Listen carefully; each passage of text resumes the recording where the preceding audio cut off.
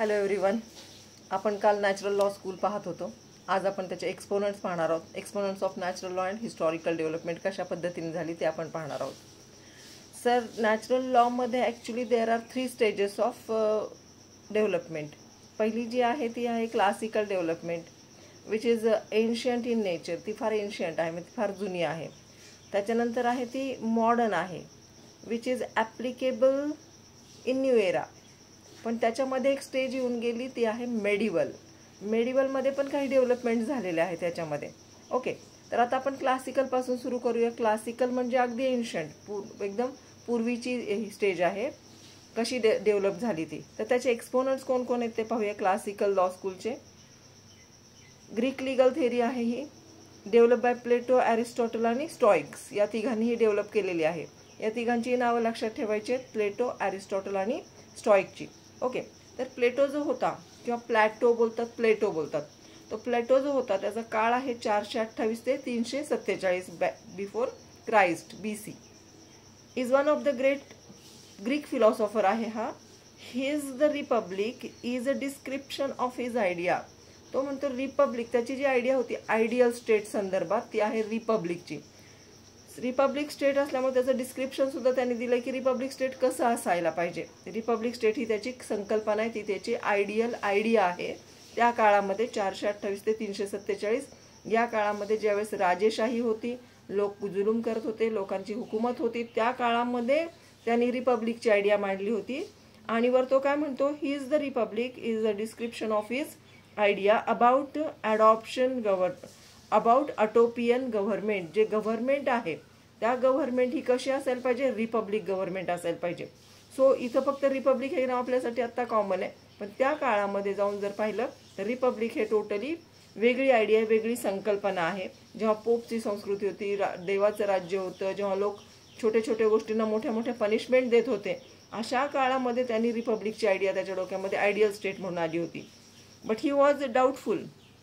पण तो डाऊटफुल होता whether any human government can reach to this goal. तो म्हणाला की त्यावेळेस त्याने विचार केला की माझी आयडिया ठीक आहे, पण या कुणीतरी ह्युमन बिईंग या गोलपर्यंत रीच होऊ शकेल का, पोहोचू शकेल का.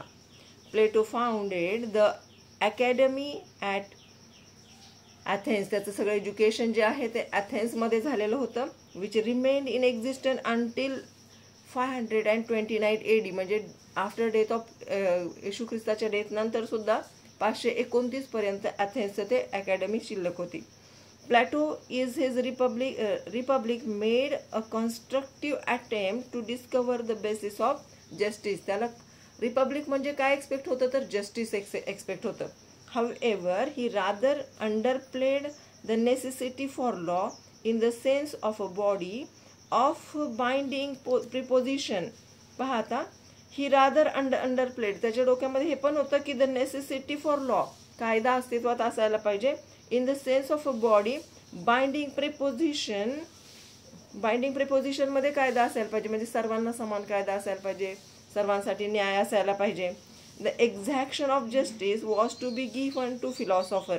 आणि तो जास्तीत जास्त जस्टिसचं जे आहे कुणी करायला पाहिजे न्याय, तर ते कुणी करायला पाहिजे, justice philosopher king, whose education and wisdom was such that there was no need to shackle them by a higher law. त्याचं असं मत होतं की रिपब्लिक म्हणजे राजा असा असायला पाहिजे, राजा सोडून रिपब्लिक नव्हतं त्याचं, राजा असा असायला पाहिजे की जो स्वतःच फिलॉसॉफर आहे. He have all types of knowledge, त्याला सगळं नॉलेज आहे आणि तो कुणाही हायर लॉने असा प्रेरित नसावा. म्हणजे राजा हाच लॉचा, राजा हा कायदा असावा, राजाला कायदा माहिती असावा, तो स्वतः फिलॉसॉफर असावा, तो स्वतः एज्युकेटेड असावा आणि त्यांनी सगळे काय करायला पाहिजे, न्यायनिवाडा त्यांनी करायला पाहिजे. हे त्याची रिपब्लिकची आयडिया होती, संकल्पना होती. त्याच्यानंतर ॲरिस्टॉटलची थेरी आहे पुढची. पहिला प्लेटो आहे, दुसरा आहे ॲरिस्टॉटल. ॲरिस्टॉटल त्याचा काळ आहे 384 ते 322 before Christ. Was one of the Plato student in academy at Athens. त्याची जी ॲथेन्सची अकॅडमी आहे त्या अकॅडमी 529 पर्यंत अस्तित्वात होती. ती अकॅडमीचा हा स्टुडंट आहे Aristotle. And he was strongly influenced by the idea of his teacher. आणि तो आपल्या टीचरच्या आयडियापासून खूप जास्त प्रेरित झालेला होता. He is known for continuance of Plato's philosophical arguments. आणि त्याची ओळखच आहे की त्यांनी प्लेटोचे जे विचार आहेत ते पुढे स्प्रेड केले, त्याच्यावर अभ्यास करत राहिला. Aristotle stated that man is a part of nature. Aristotle म्हणतो man is a part of natureचा पार्ट आहे and the master of nature. तो एकाच वेळेस पार्ट पण आहे आणि मास्टर ऑफ द नेचर पण आहे. It means that man is a part of nature in two senses. दोन सेन्स मध्ये माणूस पार्ट ऑफ नेचर आहे. पहिला आहे that the man is a part of creation. man हा निसर्गाचंच क्रिएशन आहे, त्यामुळे man is a part of nature. But secondly, that man can distinguish himself from all other part of nature. आणि दुसरं म्हणजे माणसाने स्वतःला निसर्गाच्या बाकी सगळ्या घटकांपासून वेगळं केलेलं आहे. त्याच्याकडे बुद्धी आहे आणि तो बुद्धीच्या जोरावर वेगळा झालेला आहे. उलट तो कमांडर झालेला आहे, मास्टर झालेला आहे निसर्गाचा. That is the man is capable of forming anything according to his will. माणूस त्याच्या इच्छेनुसार काहीही निर्माण करू शकतो. माणसाची जी इच्छा आहे तो निर्माण करू शकतो. त्याने आपल्याला निसर्गाचाच भाग आहे, पण त्याने आपल्याला निसर्गापासून बुद्धीच्या जोरावर वेगळं काढले. हे कुणाचं मत आहे? ॲरिस्टॉटलची थेअरी आहे 384 ते 322 मधली. आता पुढची जी थेअरी आहे ती आहे स्टॉइक्सची. Stoics law of nature. All at the time of Plato natural law was under the influence of magic and miracles किंवा ओरॅकल्स. त्या काळामध्ये मिरॅकल्स होते, जादू होती आणि मॅजिक होतं. Aristotle, who made an effort to establish natural law on the basis of reason and rescued it from magic and oracles. त्या काळामध्ये स्टॉइकनी अरिस्टॉटलनी काय केलं पहा, त्या काळामध्ये कायद्याला मॅजिक पासून वेगळं काढण्याचा प्रयत्न केलाय, मॅजिक पासून वेगळं ठेवण्याचा प्रयत्न केलाय, ओरॅकल्स किंवा मिरॅकल्स पासून वेगळं काढण्याचा प्रयत्न केलाय. त्या काळामध्ये तो प्रयत्न करत होता की लॉ इज नॉट मॅजिक, कायदा हा मॅजिक नाही, नॅचरल लॉ हे वेगळं आहे आणि मॅजिक हे वेगळं आहे, ओरॅकल्स हे वेगळं आहे. However Stoics who is a real sense developed and integrated reason with nature. त्याच्यानंतर मात्र अरिस्टॉटल नंतर स्टॉइक्सनी काय केलं, खरोखरच त्यांनी रिअल सेन्समध्ये मॅजिक आणि लॉ वेगळं काढण्याचा प्रयत्न केला आहे. Stoics believe that reason governs all part of the universe and the man is a part of this universe. तो म्हणतो की स्टॉइकचं हे आहे की कुठलीही घटना, believe that reason governs all part of the universe. काही ना काही कारण असल्याशिवाय कुठलीही घटना घडत नाही. काही ना काही कारण असल्याशिवाय कुठल्याही निसर्गामध्ये कुठलीच गोष्ट घडत नाही. हे स्टॉइकचं मत आहे. आणि तो काय म्हणतोय पहा, governs all parts of universe and the man is a part of this universe. आणि या युनिव्हर्सचा माणूस सुद्धा एक पार्ट आहे which is governed by reason. आणि तो सुद्धा काही कारणांनीच गव्हर्न केला जातो, त्याच्यावर गव्हर्न केलं जातं, त्याच्यावर दबाव ठेवला जातो किंवा त्याला चालवलं जातं. ओके. झिनो 350 ते 260 बिफोर क्राइस्ट काळ आहे याचा. For the first time founded the Stoics law of nature and made it identical with law of reason. झेनो जो आहे त्याचा शिष्य आहे. 350 ते 260 BC हा कालावधी आहे त्याचा. For the first time founded the Stoics law of nature and made it identical with law of reason. आणि त्याला कळालं की हे आयडेंटिकल आहे, ॲक्च्युली कुठलीही घटना कुठल्याही कारणाशिवाय घडतच नाही हे त्याला मान्य झालं. For him man is a part of cosmic nature was a rational creature. आणि तो म्हणतो की कॉस्मिक जे नेचर आहे, ज्या नेचरचा पार्ट आहे माणूस, आणि तो कसा आहे, रॅशनल क्रिएचर आहे. म्हणजे त्याने तो क्रिएचरच आहे, तो प्राणीच आहे, पण तो कसा प्राणी आहे, बुद्धिमान प्राणी आहे. ओके. हे होते आपले प्लॅटो, ॲरिस्टॉटल आणि स्टॉइक. हे होते आपले ग्रीक तत्ववेत्ते, ग्रीक फिलॉसॉफर. ओके. आता आपण पाहणार आहोत रोमन तत्ववेत्ते किंवा रोमन फिलॉसॉफर. आता रोमन कन्सेप्ट ऑफ लॉ पण पाहिजे, कारण ग्रीक आणि रोमनच आपला अभ्यासाचा भाग आहे. तर याच्यामध्ये जो पहिला आहे तो आहे ट्युलिप सिसेरो. ट्युलिस सिसेरो 106 ते 43 BC, म्हणजे यांच्या आधीचा काळ येतो, नाही याच्यानंतरचा काळ आहे. It perhaps roams greatest lawyer. हा रोमचा ग्रेटेस्ट लॉयर असायला पाहिजे. स्टेटमॅन म्हणजे एक सभ्यगृहस्थ आणि पॉलिटिकल पर्सन होता तो. He wrote numerous books on Roman legal theory, आणि त्यांनी खूप सारी पुस्तकं लिहिलीत रोमन लिगल थेअरीवर. He declared law is a right reason in agreement with nature. तो म्हणतो की कायदा काय आहे, कायदा हा एक राईट रिझन आहे इन ॲग्रीमेंट विथ नेचर, निसर्गाशी त्याचं काही ॲग्रीमेंट आहे आणि त्याच्यातून काय तो कायदा आहे, त्याचा निसर्ग सांगतो तो कायदा आहे. The jurist in Rome at a time of Cicero enjoyed a great prestige which in England according to जजेस. म्हणजे पहा, हे जे ज्युरिस्ट आहेत जस्ट ते रोममधले ज्युरिस्ट हे इंग्लंडमधले जजेस एवढं प्रेस्टिज उपभोगत होते, म्हणजे तेव्हा त्यांना एवढी किंमत होती इंग्लंडमधल्या जजेसच्या एवढी. It was these advocates or doctors in Rome who attempt to lay down clear-cut legal principle which became the cornerstone of modern Europe and contemporary civilized nation. पहा, it was these advocates, ते हे advocates किंवा doctors आहेत Rome मधले की ज्यांनी जे काही मतं मांडली, जी काही तत्व मांडली, प्रिन्सिपल्स दिली, ती ॲज अ कॉर्नरस्टोन म्हणून युरोपभर वापरली गेली. Okay, so this is our ancient period. याच्यामध्ये ग्रीक पाहिलेत आपण, प्लेटो, ॲरिस्टॉटल आणि स्टॉइक. रोमन कन्सेप्टमध्ये पाहिले ट्युलिप सिसेरो हा होता. आता आपण मेडिवल पिरियडमध्ये येऊया. हे होता एन्शियंट क्लासिकल पिरियड. आता मेडिवल पिरियडमध्ये काय काय चेंजेस झाले ते पहा. Natural law is medieval period. In medieval period पाहूया. Natural law acquired new role during the medieval period. आधीचा जो रोल होता तो चेंज झाला आता. There was domination of church and father. या काळामध्ये फादर आणि चर्चचं खूप मोठं डॉमिनेशन होतं. हा जो काळ आहे हा औद्योगिक क्रांतीचा काळ आहे.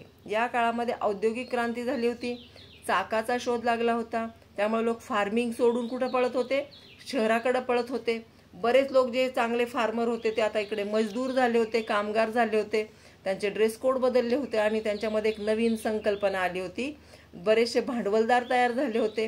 पोपची संस्कृती जास्त प्रमाणात वाढली होती, म्हणजे धर्माचा दबाव खूप जास्त वाढला होता. पोप म्हणजे फादर, चर्चचा जो मुख्य असतो त्याला फादर बोललं जातं. तर आणि त्यांच्याकडे काय झालं होतं पहा, there was domination of church and father. Dominate करत होते ते बाकीच्यांना, राजांना, कामगारांना, भांडवलदारांना. Philosophical and legal doctrines propounded by Christian church fathers. आणि जे फिलॉसॉफिकल किंवा लीगल डॉक्ट्रिन्स म्हणजे तत्व, डॉक्ट्रिनचा अर्थ काय होतं, तत्व, प्रिन्सिपल, जी मांडली जात होती ती कुणाकडून मांडली जात होती, डायरेक्टमध्ये फादरकडून, चर्चकडून. म्हणजे ऑफकोर्स या काळामध्ये धर्माचा प्रसार खूप जास्त प्रमाणात झाला होता. The church father were deeply interested in the maintenance of law and order to avoid chaos and conflict which had swept Europe after the end of human civilization. पहा, रोमन सिव्हिलायझेशन संपलेलं होतं आणि त्या काळामध्ये सगळीकडे अराजकता माजली होती. लोकांच्या मनामध्ये गुंतागुंत निर्माण झाली होती, चाओस, गोंधळ. तो गोंधळ नाही व्हायला पाहिजे म्हणून चर्चचे फादर काय करत होते, deeply interested in maintenance of law, कायदा पाळण्याच्या संदर्भात, आणि चाओस जे मनात कॉन्फ्लिक्ट जे निर्माण झालेत त्याच्यापासून वाचवण्यासाठीचे प्रयत्न करत होते. In order to maintain stability, status quo and peace, natural law was given religious dimension. आणि त्या काळामध्ये एवढा चावस होता, एवढा गोंधळ होता, रोमन सिव्हिलायझेशन संपलेलं होतं आणि त्या काळामध्ये लोकांना डिस्टर्ब होते लोक सगळे. इकडे औद्योगिक क्रांती झालेली. मग त्यांनी काय केलं पहा, पोपनी किंवा फादरनी, in order to maintain stability, लोक स्टेबल राहावेत, स्टेटस को म्हणजे जैसे आहेत तशा अवस्थेत राहावेत, म्हणजे नीट राहावेत आणि शांतता राहावी. Natural law was given religious dimension. आणि इथं नॅचरल लॉला पहिल्यांदा रिलिजियस डायमेन्शन देण्यात आलं. पहा, आधीच्या काळामध्ये कुठे रिलिजनचा उल्लेख आलाय का क्लासिकलमध्ये? नाही. इथे मात्र त्याला रिलिजियस बुरखा पांघरण्यात आला, रिलिजियस जोड देण्यात आली, ज्याच्यामुळे लोकांमध्ये शांतता निर्माण होईल असं फादरचं मत होतं. The theory of natural law was made more popular in the middle age by the Saint Thomas Aquinas. आणि या काळामध्ये सेंट थॉमस ॲक्विनाज यांनी नॅचरल लॉची जी थेअरी होती तिला जास्त पॉप्युलर केलं. आता पाहूया थॉमस ॲक्विनाजच्या बाबतीत त्यांचे काय मतं आहेत ती. बिकॉज ही वॉज सेंट म्हणजे संत, father. Thomas Aquinas, philosophy of law. Saint Thomas Aquinas 1225 ते 1274. Was a philosopher and theologian, म्हणजे ते धार्मिक होते प्रवृत्तीने. In the tradition he is the foremost classical proponent of the natural law theology. Divine लॉचे खूप जास्त भुकते होते, म्हणजे ते जास्त त्याला सपोर्ट करत होते. And the father of Thomistic school of philosophy, Thomistic school of philosophy होते, त्याचे ते फादर होते. आणि यांनी प्रसार केला natural लॉचा.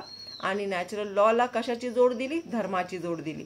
Wien he wrote his theory all the rules of Europe owed allegiance to the church of Rome. पहा, त्या काळामध्ये रोमचं जे चर्च होतं त्याची सत्ता होती आणि त्यानुसार सगळ्यांनी काय केलेलं आहे, तर रोमच्या सत्तेनुसार त्या सगळे रूल्स बनवले गेले, थेअरी बनवली गेली. तुम्हाला माहीत असेल व्हॅटिकन सिटी जी चर्चची मेन आहे, ख्रिश्चनांची मेन आहे, छोटंसं शहर आहे, पोप संस्कृती आहे आणि तिथून सगळीकडे धार्मिक रूल्स स्प्रेड केले जातात. तर रोममध्ये आहे ही.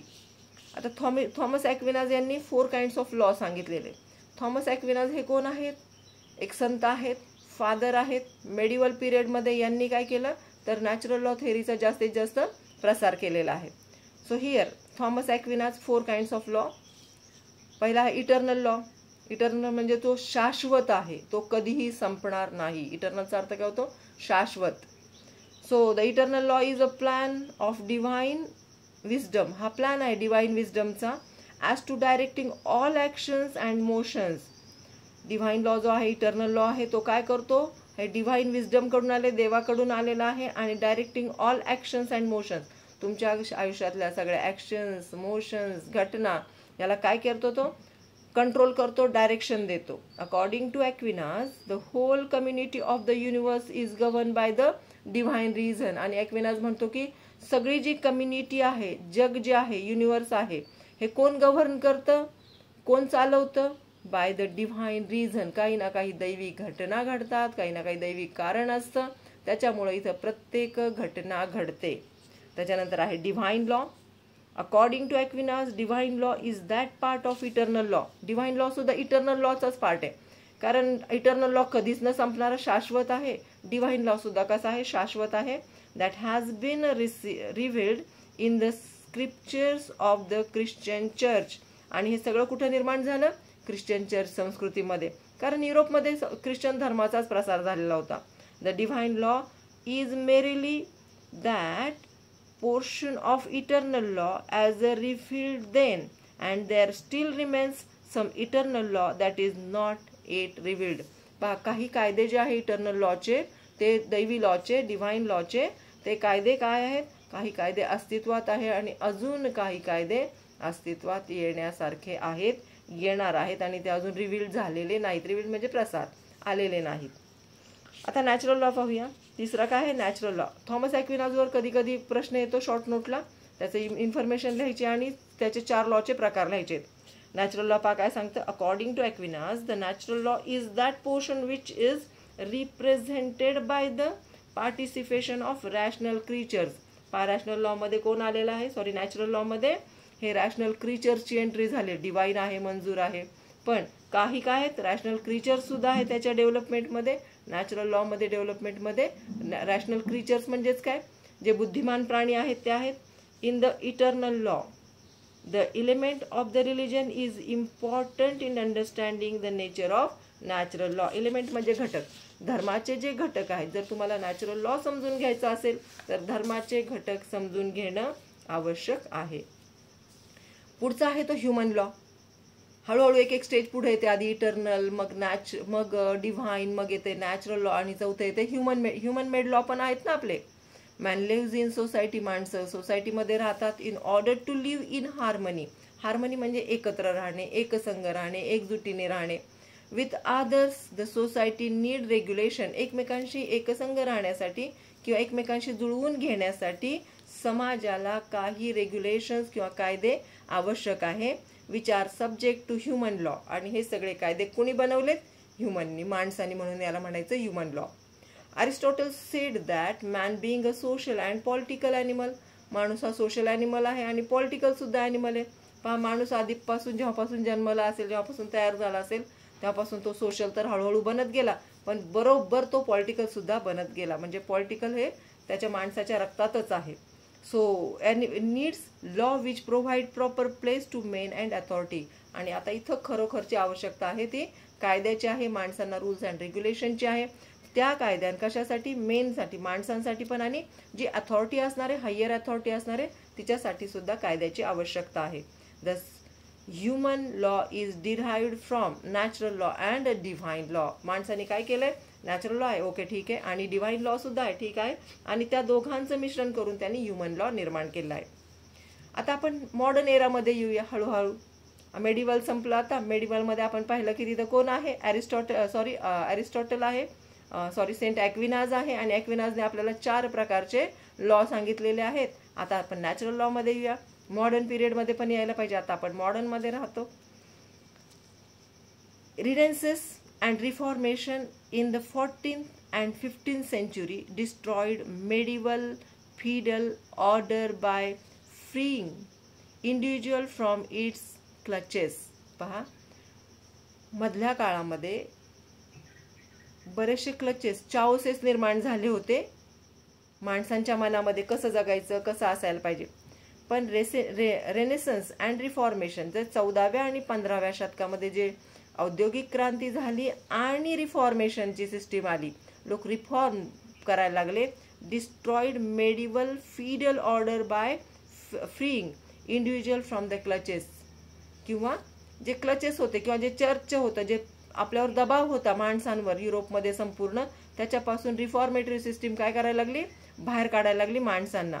With the reformation and the decline of the church of Rome as the sole arbiter of politics in Europe, the Protestant theorists sought to develop a doctrine of natural law which was not dependent on the primary of the church. पहा, चर्चचा जो प्रभाव होता, दबाव होता त्या काळामध्ये, तो हळूहळू कमी व्हायला लागला, कारण लोक औद्योगिक क्रांतीमुळे थोडे मॉडर्न व्हायला लागले आणि धर्माचा प्रभाव हळूहळू माणसांवरून कमी व्हायला लागला. कधी, 14व्या आणि 15व्या शतकामध्ये.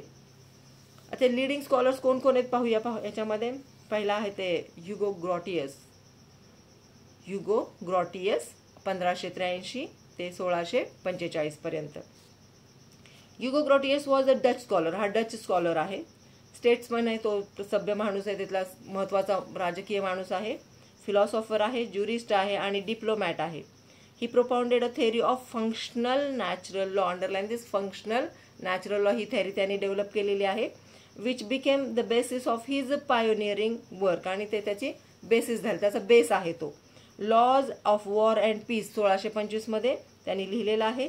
ही propagated the principle of international law. आणि यांनी सर्वात आधी इंटरनॅशनल लॉला अंडरलाईन करा, यांनी इंटरनॅशनल लॉ ही कन्सेप्ट अस्तित्वात आणलेली आहे, which he believed to be applicable to all state which were binding on the both in war and piece.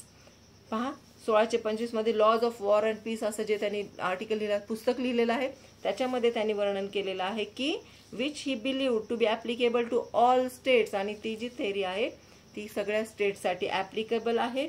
आणि त्याच्यामुळे काय होणार आहे, इंटरनॅशनल लॉमुळं वॉरसाठी पण ॲप्लिकेबल आहे आणि पीससाठी सुद्धा ॲप्लिकेबल आहे. He propagated the principle of international law. त्यांनी पहिल्यांदा इंटरनॅशनल लॉची प्रिन्सिपल हे केलेलं आहे, which he believed to be applicable on all states which were binding on them both in war and peace. These common principles prevailing among nations. आणि हे common जे principal आहे सगळ्या स्टेटसाठी लागू आहे, which Grotius referred them as the natural law. आणि ग्रॉटियस म्हणतो की इंटरनॅशनल लॉ हा नॅचरल लॉचाच पार्ट आहे आणि तो ॲप्लिकेबल सगळ्या स्टेटसाठी आहे, कारण स्टेटमध्ये त्या काळामध्ये सुद्धा व्यवहार होत होते. The aim of Grotius was, aim काय पाहत्याचं, to make natural law independent from the religion. हे सर्वात महत्त्वाचं आहे. त्याची इच्छा होती की नॅचरल लॉला रिलिजनपासून वेगळं काढायला पाहिजे, कारण natural law is different from the religion.